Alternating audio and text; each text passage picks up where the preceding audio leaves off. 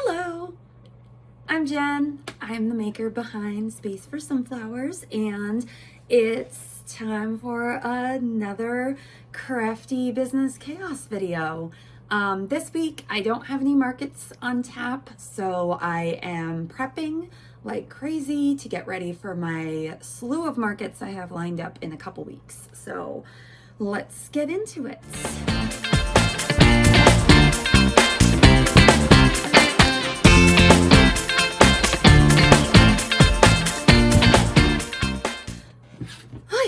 All right, so this week I've been busy working through my list of things that I made last week to get ready for all of the markets that I have upcoming. I have 3 different markets set up for 4 weeks, but they're basically back to back to back to back. So there's a little bit of in between, but there's travel planned for in that time. So for me, it's basically back to back to back to back, which means I have got to get busy making all of my stuff so that I have inventory that will help carry me through this market season. Obviously, I'll still be making things during the market season in the week between, because my markets are on weekends, so I'll definitely keep making things, but I have a full-time day job in addition to this, so I definitely have to make sure I have a solid base before these markets and also a good grasp for what I want to have in inventory for this fall market season, heading into the holiday market season already. Also, I can't decide if I look like I'm about to plunder your ship or read your fortune today. So I don't know. What kind of vibes are we feeling in the comments? Let me know. Pirate lady, fortune teller. I don't know, it was hot this morning. I needed my hair out of my face and I don't know, the hoop earrings just happened. So anyway, tangent. Let's talk about the things that I made this week before this video goes absolutely sideways before we even get started. I've got my baskets on my lap, so if you see me fiddling with things here, that's what I've got. My trusty baskets. This is sort of my, I need a label for it, but this is my weekly production basket. So as I make things throughout the week, I add it to the production baskets once they have been finished, but not finalized, I guess is the right way to put it. So this is the cue to me to insert it into my inventory software so that I don't forget to do that, because the worst thing ever is selling things at a market. It's not the worst thing ever, but from an administrative point of view, the worst thing ever is to sell a bunch of products at the market that you haven't already accounted for, and then you have to try to go back and remember what colors you made, hope that you had previously weighed that item before so you have an approximation of how much materials you've used and all of that. I use a best guess approach to my materials for inventory. So I do have a scale that I got on Amazon. It's just a regular old kitchen scale, and I do everything based around ounces, and then I'll weigh it. If I'm really good, I'll weigh each individual piece as I go, and then before assembly, and then I'll also weigh the assembled piece without the stuffing and then with the stuffing, so that I know exactly how much I used. And then I have a spreadsheet where I convert everything back from ounces into yards, because being in the US, I like to work in yards instead of ounces. I don't know why. It's ingrained at birth, I guess. So that's what I do to keep track of my inventory. If I'm not being super diligent about it, I'll just weigh the final product and kind of guesstimate, because at this point I have a solid idea of about how much polyfill, for example, I'm using, or I mean my poly pellets. If I do weighted beads in it, I have a sock, and I always measure those out when I'm filling it so that they're about the same amount. So I have a set standard for that. And then the polyfill, I can just guesstimate. And then the colors, like if it's a different colored piece, I'll just give it my best guess, like say, oh, 80% of this item is this color and 20% is this color, and go based on that. It's really just so when I do my taxes at the end of the year or in the spring, I can have a reasonable cost of goods sold amounts. Since as you're doing this, one of the things I learned being a production business, and I swear we'll get into makes, but now that I've started talking, it's like a freight train and it won't stop. Being a production business, I've learned, like the first thing I learned is that when you buy your raw materials, that doesn't go into your expenses the way that like your office supplies do. So I had a service-based business before. I was a web developer, and the office materials, the software subscriptions, all the hardware, all of that stuff that I would buy for my business would just come right off the top. Not come off the top. It's not like, Schitt's Creek, David trying to explain a write-off. But, it was a business expense, and it was put as a line item as a business expense. Raw materials work differently in that you have to know, you buy your raw materials, but then you don't calculate those materials until you've sold the item that was made from those materials. I use a weighted average. You can do first in, first out, or you can do weighted average. Since all of mine makes are yarn, and it uses right now I'm still working through my Bernat blanket stash, so I'm using all Bernat yarn. Instead of identifying each individual, I do identify each individual color, but each individual skein that I've bought, I'm like first in, first out, I'm just doing a weighted average because I have a ball winder. I mix skeins, I mix colors. I may start a project with one skein, put it down, and pick it back up later with another skein because I had to detach the original for some reason or other, like to switch colors, and then I go back to the another. I don't grab the same ball or skein as I did before. All those types of reasons. So I go with a weighted average. In my software, I use manager.io. It's free. A lot of involved in the setup of it, but once it's set up, it's very easy to use. It gives Microsoft Access vibes, to be honest, if anybody remembers Microsoft Access. Like that old timey 90s database thing where you just enter stuff in, but it does the calculations for you, and it has fantastic reporting, and the documentation online is pretty good. So I went with that. This business admittedly isn't like bringing in lots of money at this point. It's really, I'm having a great time. I'm covering my costs, but I'm not trying to spend where I don't need to spend. And in the case of my inventory software, having a free option was definitely a plus because it allowed me to get familiar with all of this, get up on my feet a little bit and up and running. And then if as I go, find I need something more robust, yes, I will definitely invest at that point. But at this point in the game, free works. It's a step above, well, it's a massive step above, basically, a pen and paper. So that's good. All that to say, what did this tangent start on? I have talked so much about business things that I've totally forgotten what I've talked about. Inventory. Yes, so that's what this bucket's for. This bin.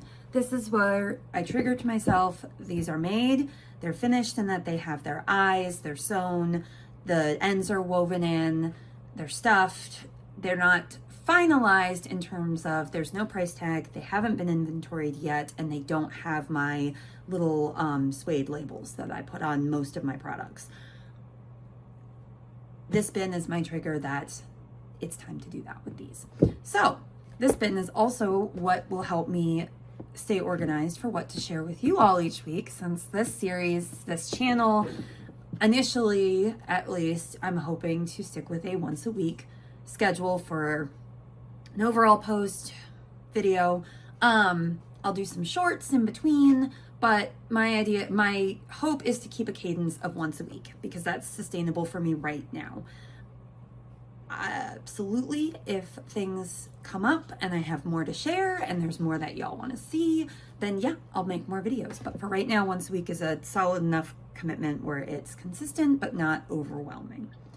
So let's get into the bin, shall we? This week did not make as much progress as I was hoping. I mean, my list, if I can find it, that's why I'm looking. Oh, here it is. My list is in my journal. I use the dot cross journal from Scribbles That Matter. And at the bottom of a couple of weekly spreads, I just threw down some lists to keep me honest. Let's get in there. What do we see? My chicken scratch, but you can see not a whole lot checked off there. What in the world? And that is list 1 of 2. So, and my first market of the fall, well, my next market of the fall season is next weekend. So that's list 1 of 2. Just trying to hide since I do use this for all of my personal stuff. Maybe there's a piece of paper I can throw over it. There we go. So we're not looking at like what appointments I have during the day. List 2 of 2. I mean, for real, haven't even gotten into that. So it's looking a little rough. There's lots to do. I did make some strides on it, but not as much as I had hoped.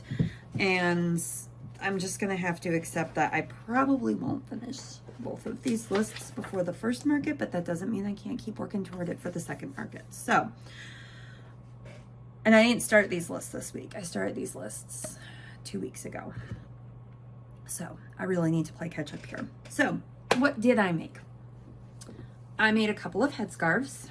These are in the style of the one that I'm wearing today. My lovely, am I a pirate? Am I a fortune teller? Am I a hippie about to go be involved in a sit-in? Who can tell? But I made a couple of these. These are really fun, quick pattern, free pattern. And I will link all the pattern designers down below. I told myself, hey, make a quick note, write down your pattern designers before you start this, and then I didn't do it. So I will link all the pattern designers down below. But I made one in this coral color, and this is a 100% cotton worsted weight yarn. Yeah, gives a nice open mesh. And then I also did this really fun sparkle color that I have. I don't know if the sparkles are, yeah, you can see the sparkles, but it's a changing yarn that goes from light grays to teals to lighter, darker grays. So it's really pretty, and that was fun. So that was the first thing I made this week. Had to replenish those because my headscarves have actually been selling pretty consistently at the past few markets. I always wear this one to the market. My hair isn't always in the high cheerleader ponytail when I wear it, and I'm not wearing the hoop earrings usually, but I always wear it at the markets, since why not wear the things that you've made to help show off the things that you've made. So yeah, and people always loved to come up and ask about it and be like, oh, is that this one? And so I find that the one that I wear, which is this one, I have some other styles, bandanas and headscarves that I put out, but this one is the one that sells, and it could be because it's the one that they see on a person. That could help.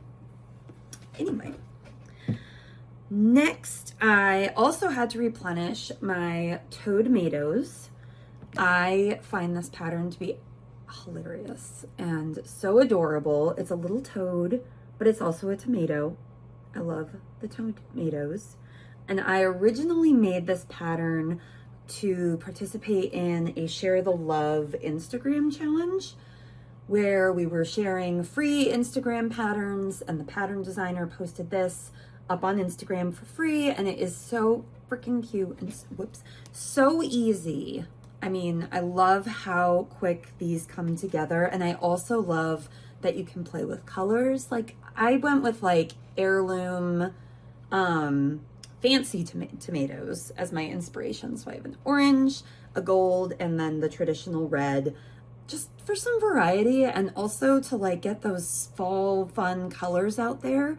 I think these will be really fun at a foodie markets. I've got 2 of those this fall, so very excited for the toadmatos. I had only had one before, and he sold at my last market. A little boy came in looking for a pumpkin, and then he saw the toadmato, and he was like, no, I must have that. I must have that. And so I was very excited because that's how I felt about my little tomatoes. So that's that. Then this week, I've also been participating in the Crochet Roulette 2025 challenge. There are a whole bunch of makers, I think there are 10 of them, that got together to put together this challenge. So that's been really fun. It's a 10-week challenge. I missed 1 week. Last week was the one I'm about to show. I missed the week before, the Pastel Safari week. And honestly, I was already a week behind. The week before that was Pink Sea Life, and I was already planning to do a make for that one. And then there was the Pastel Safari, and honestly, by the time I got through my list and writing everything out, I just didn't have any reason to make anything that was safari based, because I don't usually have safari items in my market booth just yet. I have some patterns for safari things. I would love to add some safari things in the future, but for what I had planned for this season, it just wasn't fitting in. And with all the things that I have to do, I gave myself a little bit of a break and allowed myself to bow out of that week, which I don't give myself that kind of grace often. So I'm a little proud that I did that.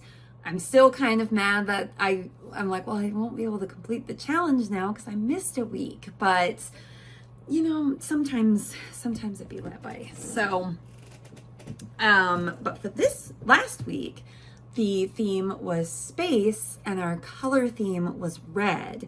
So, and I did post a short about this, but I made this crewmate, which I was talking with Christine at What's Up Cupcake, and she was like, are they space? And I'm like, I think they're space, because I've played Among Us, which is the game that these little crewmates come from, with my kids before. And like when you get voted off the ship, you're like launched into space and you're just stuck in the void of space forever. So I think it counts. So they're space. Super cute. I do know the pattern designer for this one. It's the Yarning Portal. I think it's the_yarning_portal on Instagram. And this pattern is so fun and so cute. I love it. Absolutely love it. This is the first time that I've made this since switching over to yarn unders when I do my crochet for amigurumi. I had previously only been doing yarn overs. So my prior crewmates, which had sold, were all big and a little bit, but like the face mask bulged out a little bit. And so I'm loving how this came out this time, where it's flat and it looks a lot neater. I also love this pattern because of the tentacles in the back, because I love a toy that allows kids to fidget with it or that transforms in some way. So whenever kids come to the booth, I'll always have one that has the tentacles out, and then the rest will have the tentacles tucked up inside, and they'll grab it because they always gravitate toward the Among Us, and they're like, Among Us. And so they'll gravitate toward it and they'll look at it and they'll be like, what's this? And I'll be like, so I'm like, you know how, I'm like, those are for when you're the imposter. You can play with it as a crewmate, a regular crewmate, or you can let down the tentacles and you have an imposter, which the imposter in each round of Among Us is the bad guy. So I thought that was fun because the whole point of the game is that everybody looks the same and the imposter is hidden among the group, and you have to figure out who it is.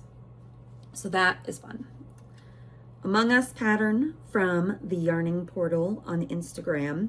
Super cute, super fun, even though my oldest is like, Among Us was so 3 years ago or whatever, the kids still love it. So gets lots of attention whenever I have my little crewmates out at the booth. Super fun. The next one was not on my list. I went off script, which, to be honest, it was going to happen since it's Halloween and there's so many cute, fun things to make for Halloween. So I had to lean in and I saw this pattern. Gosh, I'm looking around because I'm hoping it's like right here so I can say who did it. I'll link it below. or I'll put it on screen on the blank wall. What should I put on the blank wall? I should decorate the blank wall actually so that it's not so gray and boring here. Although it's great for showing things and putting things up on the screen. Yeah, I should put something back there. Anyway, candy cauldrons. See, I can Vanna to the side. These caught my eye because they're so cute. They do use, again, the 100%, oh, the other two makes, the Toadmatos and the crewmate, Among Us crewmate, I made with Burnett Blanket. So those are both Burnett Blanket.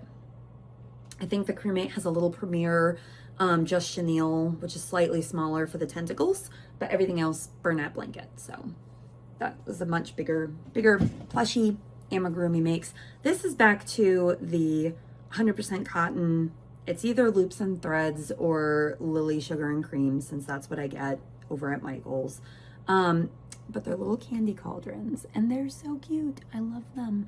They have these little handles on them and they have little baubles for the feet at the bottom of your cauldron. And then the instructions included that you needed this tape or ribbon. Michael's didn't have plain. I had to get the ones with the lines because that was the closest to plain that they had. And then you get to play with your stamps if you have a stamp kit. So I went out and I bought some Speedball ink because I read that this ink works better for fabric, because even though it's water soluble, so I'm not sure if you can wash it, but you can, it dries fast. So it dries super fast, and on fabric, when you need to sew it on or you're just handling it and it's a small bit of fabric like this, you don't want to smudge it while you're working with it. So this worked great. It's just regular Speedball block printing ink. Yeah, got it at Michael's in the stamping section.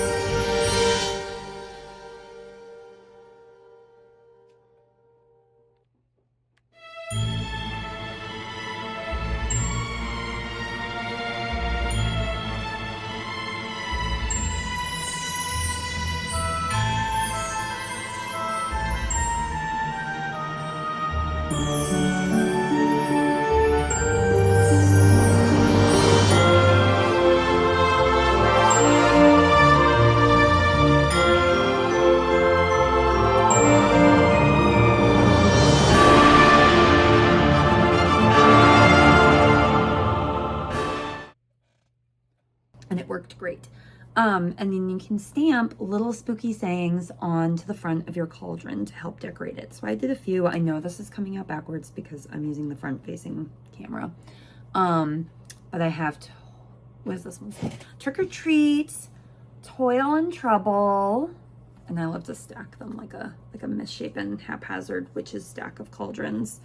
I did a green one that says wicked, both for the movie and for my roots, being somebody who used to say wicked a whole lot. If you know, you know. And they can stack it. And then the last one, I did I don't know what color this is, pink, purple, pinkly purple, and it says boo. So yeah, those were super fun, and they just sit on your desk and you can put candy in them. So I wanted to have a few of those for my next market, especially since it's my last one before Halloween. If anybody wants to grab any little last minute Halloween desk decor, I have this. I haven't decided how much I'm gonna price these for yet. And I probably should have shared pricing on the rest of the items. This video's very chaotic today. So my Whimsy hair scarves, and that is the name of the pattern, is Whimsy hair scarf. I sell for $14. The Toadmatos I sell for $12. And the Among Us crewmates I sell for $15 because there is a bit of sewing to get all the components together, especially with the tentacles. So $15, Toadmato. Of course, I'm gonna pick up the biggest one that I have. $12, no sew. Well, a little sew, you put the little leaf on top, but it's like not much at all. You just stick your amigurumi stick in it and whip stitch around and you're done. So $12. And I haven't decided yet for the cauldrons how much I'm going to sell these for. They did take some time because you're working with worsted weight cotton yarn. I basically did them watching my kids' sports this weekend. But then you get home and there's the stamping and all of that. So I haven't decided yet. It might be in the $14, $16 range. I'll think on it. But super cute. And you can fill it with candy. And you can fit quite a bit of, like for a desk candy, it will fit quite a bit of candy in there. Like I have a can here so we can do the very official can comparison. So it's a pretty good size cauldron to sit on your desk and fill with candy. So very cute. The last thing that I made this week, and it's still in progress. Well, technically I met my quota, but one of them came out a little smaller than I had hoped. Although looking at these, I should show you so you can see what I'm talking about. Looking at these, I don't know if it's noticeably smaller than the others. But the last thing I made is I put down the crochet hook and pulled out the knitting needles for the first time in about a year. No, that's not true. For the first time since last winter, let's say. And I made these messy bun beanies that are so cute. These are on loomknit.com. The pattern designer. I have these saved in my Ravelry library. I think it's a free pattern. I want to say it's a free pattern on Ravelry. If not, I will update that in the description down below. And the designer's name is Celia Phelps. And they're just so cute. I love the texture in them, and I love how I made another pattern a few years ago called the worm, and it reminds me a little bit of the worm, but you use a chunkier weight yarn. This uses a weight 5. I had picked up some Karen macchiato cakes when I ran into Michael's to get my speedball ink. Of course, I couldn't leave without yarn. It always happens. But I got some fun colors because last year I think I stuck to pretty much neutrals. And this year I wanted to mix things up. So I got a couple neutrals, but then I also got some like reds and purples and blues and greens and some more fun colors so that I have some more vibrancy at my booth with my hats. And these are they're so cute. They whip up. Now that I'm back in the swing of things, the first one took quite a while, but now that I'm back in the swing of knitting after having taken a break for so long, they whipped up pretty quick, about 2 hours, and you got yourself a hat. And they have a hole in the top so you can stick your ponytail on. So let's do that. Let's just stick it on so y'all can see how they fit. These are cute. I don't know why, but these are always something that like people ask for on like the HOA group and on Facebook. I'm not on Facebook, but when I was, like, you would see posts for people asking like, does anybody make those beanies with the holes in the top for the ponytail? So when I started doing markets, this was one of the things that I was like, yeah, I need to make messy bun beanies because there is demand for them in this area. People ask for them. And you can have your ponytail be out, or you can put it as a messy bun and have that be your pom-pom. Super cute. And then I did 2 in the purpley color. So my goal was to make 3, but one of them, I followed the pattern exactly. I think it's this one. and you cast on 52 stitches. I always go down a couple needle sizes when I'm knitting because I have pretty loose tension when I knit. So I think I always go down like two needle sizes. So the pattern calls for 10.5 and 11, and I used 8 for the rib and 10 for the main body. So not quite 2, well, a little more than 2 in the rib, and then not quite 2 for the main body. And I like how this size turns out. Like it's a good size. You can see it fits on my head. I have a pretty small head though, so so this one does fit on my head, but knowing that I have a smaller head, I decided to up the next 2, so I cast on 62 stitches for this one and this one, and I think I like that size a little bit better. I might also play with adding more rows, like if I do another size. So when I do hats, I try to have small, medium, large for hats, because I know like people are shopping for kids or they're shopping for themselves, and I mean it's like clothes, people's head sizes are all different. So I try to have a variety of sizes, although I haven't yet done that with the messy bun beanies. I just sort of make the size as the size and let that be what it is. So I might consider, if I have time, adding more sizes, adding more rounds. So you're only supposed to do the pattern repeat a total of 3 times on the hat. I mean, it covers the tops of your ears perfectly. It fits where your ponytail is perfectly. So there's really no complaint there. But somebody might want a bigger size. So I might consider that this year. We'll see. It's early in hat season here. I'm wearing this beanie now. It's like 85 degrees outside. So I have a sunburn from yesterday. So very early in the hat season here, but we'll see what I do from there. So that's what I made this week.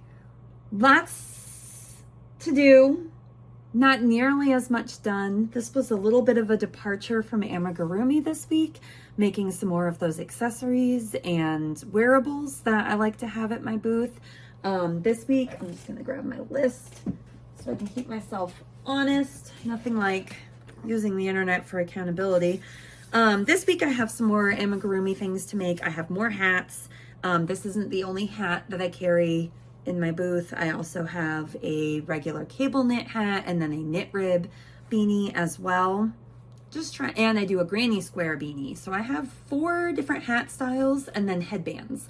And I want to try out a new headband pattern this year. I had used one from a blog last year. I can't remember the name of it. But this year I have a pattern that I had gotten off of Ravelry a few years ago, and I've never made it. It's a little bit skinnier, and it just has like one little cable twist in the middle. So whereas the one that I was using before, it was the full, it was that style where it's like a knot in the middle. So you have to fold you knit one long strip, and then you fold it. I don't know what that was. Origami style, and then you sew it together to form that knot. I want to try this one where you don't have to do the origami and the folding and then sewing, just because I got to get these things done quickly. It's also cute. I like the little cable twist. I love a cable. So I've got that. I've got those hats to make. I also want to make some acorn plushie pops, sunflower eternal replenishment. Let's see, coaster set replenishments. I haven't decided yet if I'm going to replenish my Hogwarts mystery boxes. I feel like I should have a mystery box for my upcoming markets, especially the foodie fair.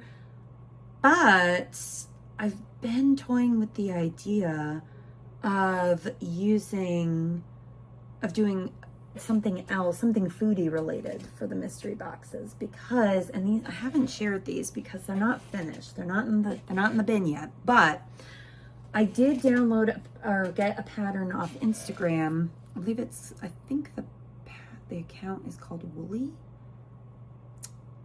It has woolly in it, if it's not just woolly. So, but they're for these little axolotl or ocelot axolotl mochis, and I'm thinking of maybe doing these as the mystery boxes this time. This one's massive because big twist, but the ones that are made in Burnett are these adorable little size, and they have accessories that go on them. So this is the Oreo cookie one, and it's not done, but it will have an Oreo cookie on the top as a hat.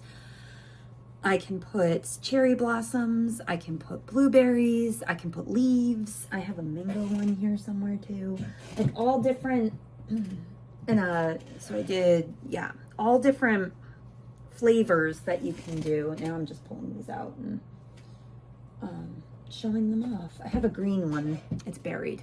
But I was thinking, because I have blueberry, I have mango, I have Oreo cookie, I have, it could be cherry or strawberry.